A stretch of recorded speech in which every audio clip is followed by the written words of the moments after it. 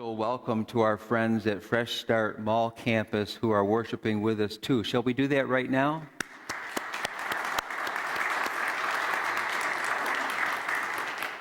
I love the way God blesses our efforts to minister to people, whether it's in Pine City or Arnett Mall, and we're very happy to have our friends with us at Regal Cinema, Arnett Mall.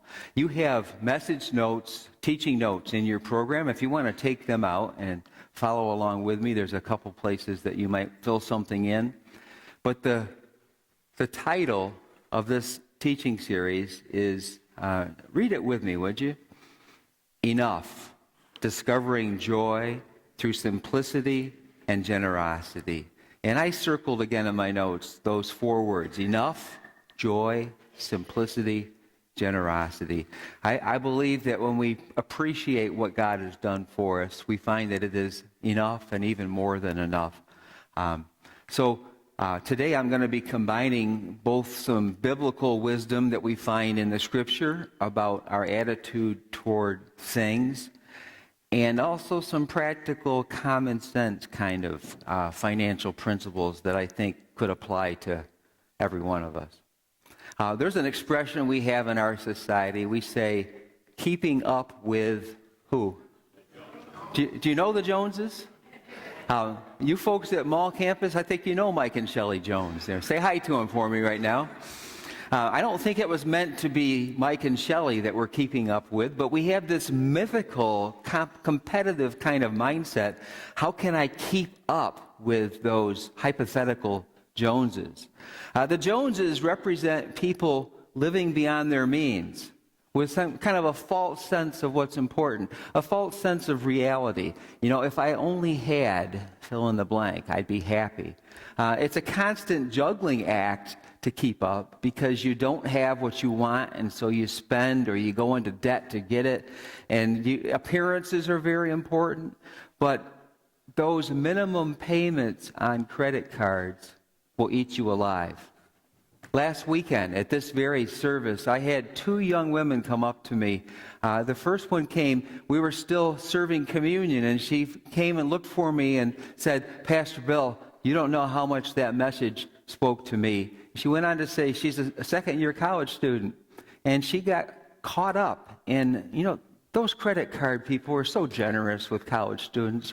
Here, take this credit card. Go ahead. Buy what you need, And she says, I'm over $2,000 in debt, and I'm working extra hours, and I'm way behind. It's hopeless, it seems like. So I'm glad she caught on at age 19 or 20. And if that can be a lesson.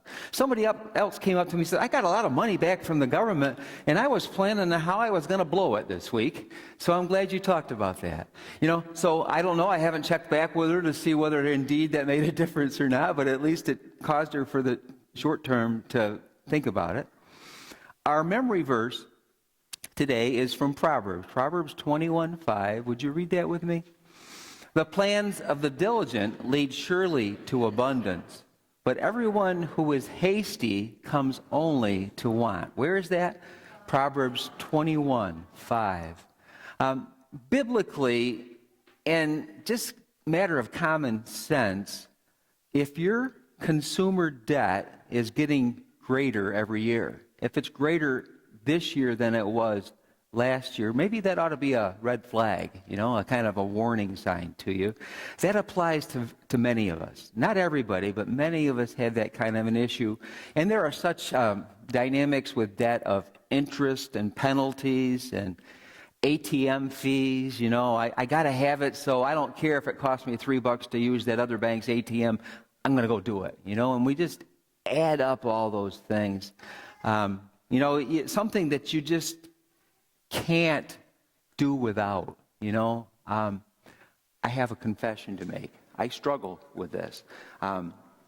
Early on, when I was a pastor, I saw a cartoon. I wish I had clipped it from the magazine, but it was the preacher's up there, and he's preaching away, and behind him is his wife, and she's got newsprint on an easel, and she's marking, keeping tally, things he practices, things he doesn't, So this is one that I struggle with, You find yourself seeing something and very impetuously impulsively having to have it.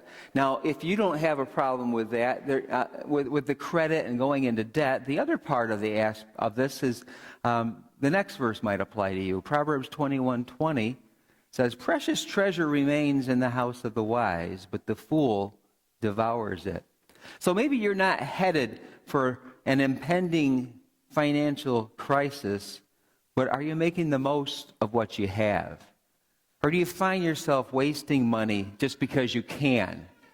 Just because you've got it in your pocket, you got to spend it.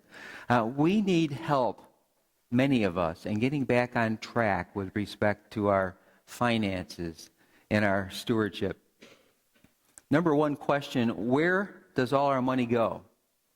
And somebody said, there's too much month at the end of the money.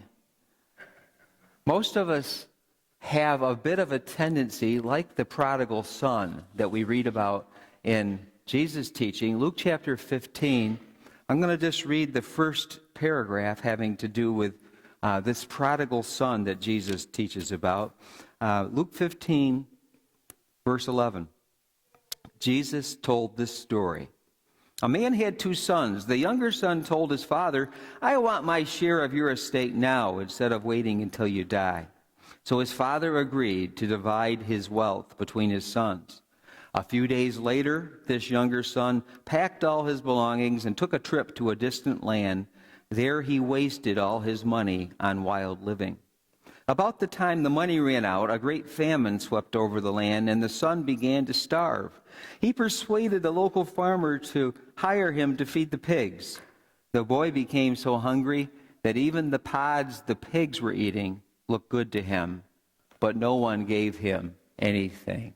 Do you know somebody like that that's been in that kind of a situation? The prodigal son squandered and spent away in a very reckless, extravagant way what the father had given him. A prodigal, used as a noun, is one who wastes money.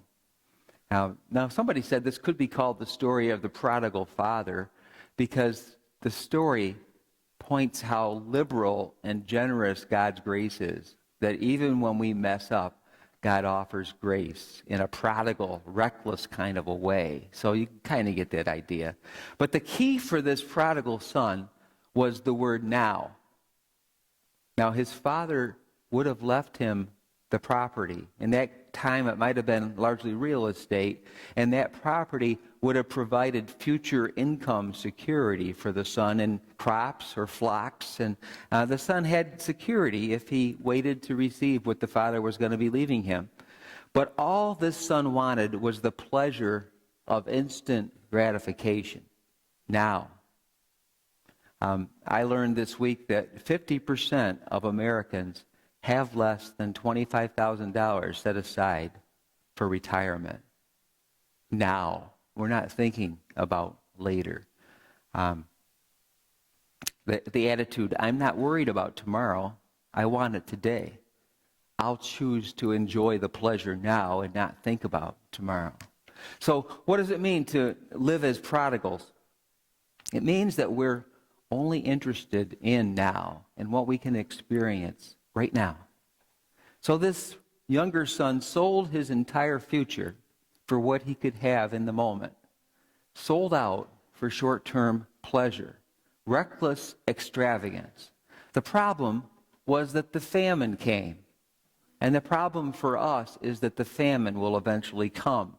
It might come in some unexpected medical bills or health crisis, and all of a sudden we've got to come up with a lot more money than we ever would have thought. It might come when the car breaks down, or we have a problem with the house we live in, with the furnace or the roof, or some major expenditure, and we have no funds. And so then we charge it on some kind of credit card, and we get further and further into debt.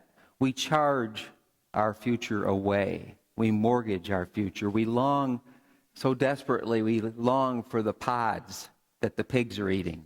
It's all we can afford. So for those of us with a problem with indebtedness, that's the issue. For others, there's another category, and this is the B part of your teaching notes. The more we make, the more we waste. We're not flat broke like one of the famous politicians who's running for president said. Bill and I were flat broke, and you find out that they make $500,000 for each speech or something like that. We're not flat broke, but we've got a real problem with spending. We don't have bill collectors calling, but we have become wasteful. We've become extravagant, throwing our money away, spending for the sake of spending just because we can. Not as careful as we should be. I confess that I can be that way. Before Linda comes up here and writes it on the easel, I'll tell you that. Being a good steward is part of my discipleship. It's important even when you're not in financial crisis. Two ways that we waste money. You'll find them as letters B and C, I think, in your notes. B is impulse buying. And some advice, some tips to avoid impulse buying. That impulse buying is, I've got to have it right now. I didn't even know I needed it. Don't go grocery shopping when you're hungry. You ever discover that truth? Practical advice. I've learned that. Number 2, shop for what you need only. Now, we just had a rummage sale here at the Pine City campus, and pleased to say that we raised over $4,000 for the mission trips. Isn't that great? But something between $5 and $10 of that $4,000 is because yours truly went back there, and what's here that I didn't know I needed, And so you come away with stuff, and guess where it'll probably be? Next year's rummage sale. I bet it'll be back here. Anybody else ever do that? So we're just impulsive that way, and we don't have an attitude that this is not really my money, this is God's money. God owns it. So if you had seen the stuff since a week ago, and I sat right here and talked with you, that came in this last week and filled the fellowship hall to overflowing, and I can't believe it's empty again now. All the stuff that you people all have that you brought in here. What's that say about us? What's here that I didn't know I needed? What we really need, money can't buy. But there's all these other gods, small g, that we have to have. Another piece of advice, make a list and stick to it. Buy what you need and get out of Dodge. Get out of the store. Get away from temptation. A 4-letter word that causes me big problems? S-A-L-E. Anybody witness to that besides me? I saw that such and such a store up at Big Flats was having a sale, 30% off. And so I wanted a shirt to wear on Easter weekend. I hope you noticed that nice shirt I wore. Anyway, 30% off, and so I buy the shirt, and then I go to Stuff Mart. I won't say which of the marts it was, and discovered that I could buy 3 shirts for what I spent for 1 shirt there. And they looked to me just as good. So I took the shirt back to the expensive place and went to Walmart and bought 3 shirts, instead.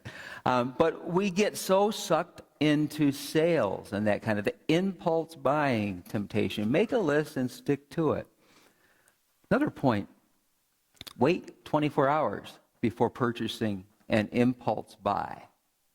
Before you make a questionable decision, give it a day. I have a friend right now, I want you to know that I probably told you this already, went to smartphone. And I had to choose between Android and iPhone and went Android. Don't yell at me if you're an iPhone enthusiast, I'm sorry. It's like 2 different religions within our church family here. But now, my iPhone's only a 4, a Galaxy 4. They just came out with a 6. And I know somebody that went out and got the 6. And they're all excited about it, I just got it. They gave me a 30-day trial basis, Bill. I'm just going to try it for 30 days, and I can always take it back. What chance is there that phone's going to go back? Any at all? I've seen people do the same thing with iPhone. But we get sucked in, we don't want to wait, we have to be the first. When you have that temptation, put the brakes on for at least a day before you give in to it. Another way that we blow money, another money waster, is eating out. Nothing wrong with eating out, but frequency can be the issue. Kiplinger's Personal Finance magazine said that the average family of 4 eats out 4 times a week. And the average amount spent is anywhere from $40 to $50 to $60 for one of those times. And somebody did the math and came up with about $10,000 a year spent eating out. And that same article did the math, and if you prepared the same menu at home, it would probably cost you $4,000. So there's $6,000 that you just contributed to the restaurant industry. Now, that's nothing against restaurants, but how much money do you burn? If it's not restaurants, okay, I'm probably going to get in trouble here. What about coffee? Around here, we don't have Starbucks so much. But what about Dunkin' Donuts? Or this really hurts me to see this, McDonald's. How much do we blow without even thinking about it? Just impulsive eating out. So I challenge you to join me in prayerfully evaluating and clarifying your relationship with money and possessions. We need to be clear about this. Clarify your purpose and calling in life. What is your life purpose?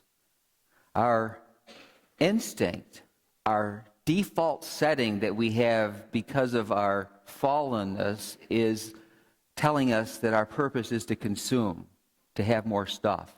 But when we become followers of Jesus Christ and we study the scriptures, we find that it's not just to consume, to make as much as we can so we can blow as much as possible.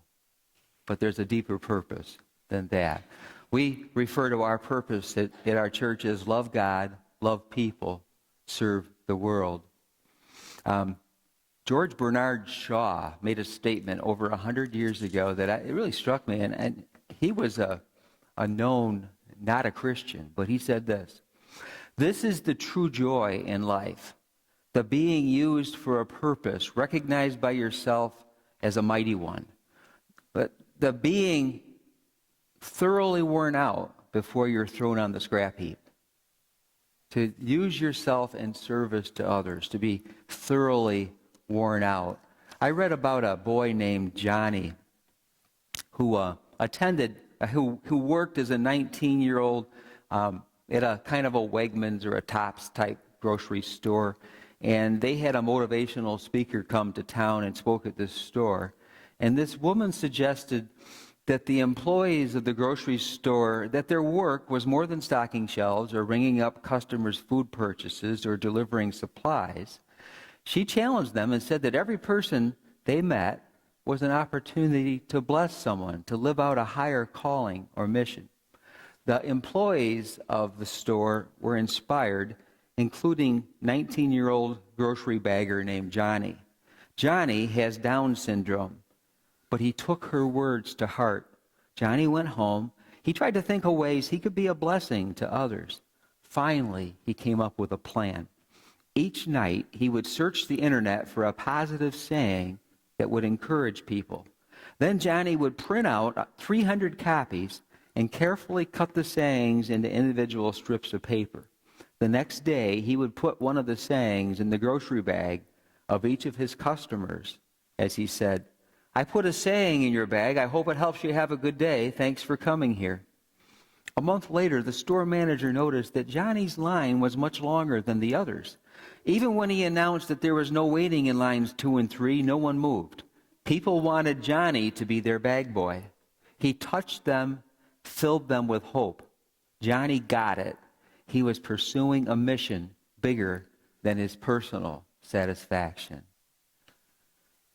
Another thing that I'd like to lift up before you is setting goals, setting worthy goals. That can help you clarify the relationship and money and possessions in your life. What do I have to accomplish this year, for example? What do I have to accomplish next year? How about 5 years from now? How about the rest of my life? To set long-term goals that transcend that impulsive spending and emphasis on distracting stuff. Setting worthy goals is related to your finances, and the discipline of managing your money is what we call stewardship as Christians. Letting God organize your life so he can spend you. I said that last week. Letting God organize your life so God can spend you. After all, it all belongs to God anyway. The need to have a budget or a spending plan is very important. Failure to plan is planning to fail. Without goals, without a plan to reach those goals, we will revert to that prodigal behavior. A plan gives us some specific steps to take. How do I get there from here? The plan helps us along the way. I'd like to wrap things up with 6 practical financial planning principles, healthy financial habits, if you will. Number 1, pay your tithe and your offering first. Write that down. I grew up with a godly mother. Mom was a very quiet lady. She didn't really push her faith on you, but you knew that her faith was very important to her. Mom taught school, and my brother and I, as teenagers, noticed that when she'd go to the bank, she'd get her check cashed, and she'd get the church envelope, and she'd put her tithe in that envelope, and it would sit there in the living room on the piano until Sunday when we went to church, and she never failed to take that. In hindsight, I marvel that it was cash that she was giving. But tithing was very important to her. When I got my first job, I didn't hesitate. I didn't have to say, oh, am I going to tithe or am I not going to tithe? Because I had seen that modeled for me, and it had sunk in. It became part of my life. It wasn't not what's left over, but giving first to God. We have a couple. You're going to recognize them when you see this on the screen. Some of you will recognize them because they attend Pine City here Saturday night. But Warren and Darlene had shared with me in these last months how God had really spoken to them and inspired them in this area of tithing and stewardship. So please give your attention to the screen as they share with us. You're going to hear me talking off camera, interviewing them. I am pleased to introduce to those of you who have not met Warren and Darlene Stevenson. This is Warren and Darlene. Hi. And I thought I would spare you the having to look at my face for a few minutes here, but Warren and Darlene have been part of Pennsylvania Avenue United Methodist Church for the past 8 years or so. And they were just sharing with me that early on in their time with the church, they participated in Membership 101 class, and that was kind of the basics of Christian fellowship. And we had invited them to participate in 201 discipleship class, as you recall the base path. But for one reason or another, they just weren't able to do that until last June, less than a year ago. They took part in Discipleship 201, and they were telling me how that was a huge turning point in their lives. So I'm going to just let Warren and Darlene tell us. One of you talk about your God time, and then a second aspect is importance of fellowship and growth groups. Would one of you speak about God time? My God time, it was hard to find time for God. In the morning I couldn't get up early enough because I go to work early. And then at night, I tried God time, and I find myself dozing. So my God time, the best for me is at work during break time. I'd find myself a little corner, and I'd give it to God, and that seems to work for me. I find it's best earlier in the morning to get up and do my devotions before I go to work in the morning. And since 201, I have started journaling, which I have journaled all the way through Jesus Calling so far. Which is huge for me. And also during my lunchtime, I put my headphones on to praise and worship music, and I go for a long walk and talk to God. So 201's been a huge, huge impact on our lives. Before 201, you guys have done a number of growth groups over the years, and right now I know you're part of What on Earth Am I Here For, the 40 Days Purpose-Driven Life. I wanted to come to the third aspect of discipleship that we talk about in the 201 class, and that is our giving to God. And we really emphasize giving to God more than giving to the church. But how has your life been transformed as you have begun to practice giving to God in a more intentional way? Before giving to God, we felt that we were doing good as far as tithing. After 201, we noticed that we were just about halfway there. So it was tough when we got back into the car. We were talking to each other and looking at what it would take to tithe, and was just about double. And that was a tough pill to swallow. That's faith. And we struggled with that for about a week or two. And we finally decided that that's it. We're just going to do it. And so we did. And we have ever since. And I don't know how. Some months that this doesn't add up, but God's there to pick us up. And we've got food on the table, clothes on our back, gas in the vehicles, and we go to work and for God. And I praise Him for that. 201's changed our lives. Absolutely. Well, I think it's awesome to see how God has been working in your life, not just financially, but spiritually and emotionally, and it's a blessing to have you part of our church family. Let's thank these folks, shall we? Thank you.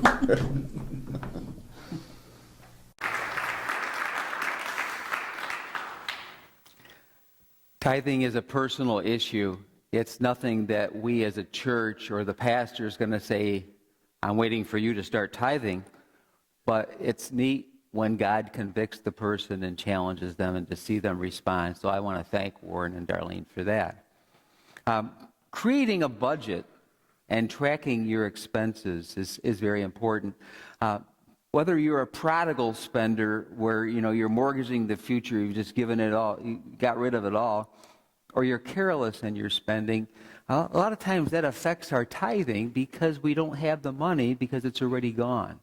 And then we say, well, I'm sorry, but I can't give to God. A budget helps you to tell your money what you want it to do rather than just let it get away from you. A few of you I know of in this congregation, in our church family, have had great success with weight loss because of apps on your phones like Fitness Buddy or MyFitnessPal, where you write down everything you eat. Well, I did a little research online. There are apps that help you with tracking your spending, too. You say, well, where does the money all go? Well, now they got little apps, whether you got an iPhone or an Android, where you can just kind of make the discipline of writing down, just entering in what you spent your money on, and it's very humbling and revealing to do that. To simplify your lifestyle, in other words, to live below your means. Next week, I look forward to talking to you about, the topic is cultivating contentment. How do we learn to be content with what we have, and to realize that God has given us enough. There's a verse in 1 Timothy 6:6. It says, true godliness with contentment is itself great wealth. Fourth, establish an emergency fund. Now keep the emergency fund separate from your checking or your savings account.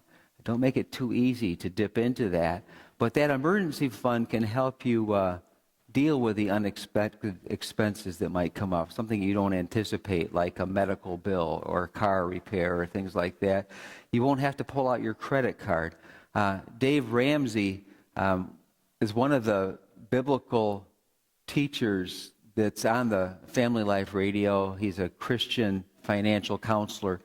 I love the continuing event that he offers called Financial Peace University. Wouldn't it be great to have financial peace? Well, he suggests that you start with $1,000 as a goal for your emergency fund and then build it up gradually to where you have 3 months of income set aside. Another thing that's good advice is to pay off your credit cards and then use cash or debit cards for your purchases. Use credit very wisely, very sparingly. As quickly as possible, do plastic surgery, get it, on your credit cards. Cut those babies off. Plastic surgery. My wife subscribes to getting rid of credit cards by paying down the smallest one first. The one that has the smallest balance, deal with that. And then you have that money to apply to the remaining cards and get through it that way. Other people would say, tackle the card that has the highest interest rate first. Whichever you decide to do, make it your determination to get rid of those babies. Plastic surgery. If you do use a credit card, pay it off monthly. Pay the full amount off. If you choose to use a credit card, be sure that you have that discipline. Use only the money you have on hand or in the bank. Don't be going into debt further and further. And then 6, practice long-term savings and investing habits. Now, that could go to the extreme. It's called hoarding. Don't take that to the extreme. From what I've seen in our church family, there aren't too many people that have to worry about that. But we need to practice that savings discipline and good habits of investing. This is all a spiritual issue. As I said already, remember this. Stewardship is when God helps organize your life so he can spend you. Bottom line, stewardship is lordship. If Jesus Christ is Lord, he is Lord over your spending as well. Now, 3 types of savings you might want to consider. Emergency savings, we already talked about that. Savings for wants and goals. Have a goal. Avoid becoming a slave to the credit card company or the bank, but set aside a goal and set money aside. So if I want that flat screen TV, I'm setting aside money until I can afford to pay for it. Direct deposit is a great thing. If you're going to arrange with your employer and the bank for them to deduct money from your paycheck to go directly to savings, couple things to avoid. Don't link your debit card to the savings account. That's not good. Don't link your savings to your checking account. Also not good. And a third type of savings, retirement savings. At McDonald's this week, I met a 93-year-old woman. Amazing. She's there several afternoons a week, drives from Wellsburg, or Bentley Creek, I think, to the McDonald's on South Main Street. She was telling me that here she is, 93 years old. She's lived way longer than she ever thought she would live. And she's run out of money. If she'd lived to be 80, she would have been okay. But those extra years, we need to take that into account. We have an abundance, an amazing number of 90-plus-year-olds in our church family. There's a couple of them here tonight. We just don't know what God has for us, so we need to anticipate and to plan accordingly. We do that when we simplify our lifestyle and we know what it is to experience financial peace. My messages in this series have been based on a book by Adam Hamilton, a Methodist pastor from the Midwest.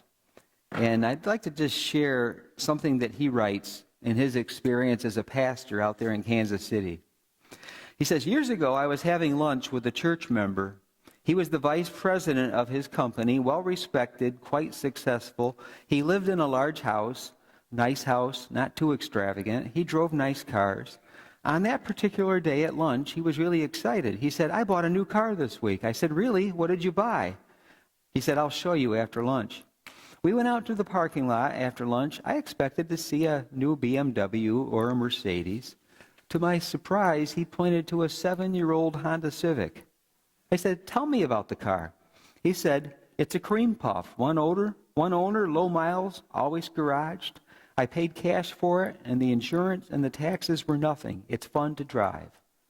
I said, you surprised me. What's up here? He said, I just realized that I could do other things with the money I was spending on cars, things that were more important to me than cars. Since my life mission and purpose is taking a new direction, I felt like I could use that money to support the new direction. How's that for an example? On the bottom of your notes, you have some references, some resources there. Family Life Radio, I think it's 8 o'clock on weeknights. Steve Moore, Money Matters is a great resource. They tie into Crown Financial concepts. I mentioned Dave Ramsey is another source of help there. I encourage you to take this topic to heart and allow God to speak to you these weeks. Let us pray. Lord, this pinches us. It's hard to hear. But we want to bring our money and our finances and our things under your lordship as well. Speak to us. Continue to work in our hearts for Jesus' sake. Amen.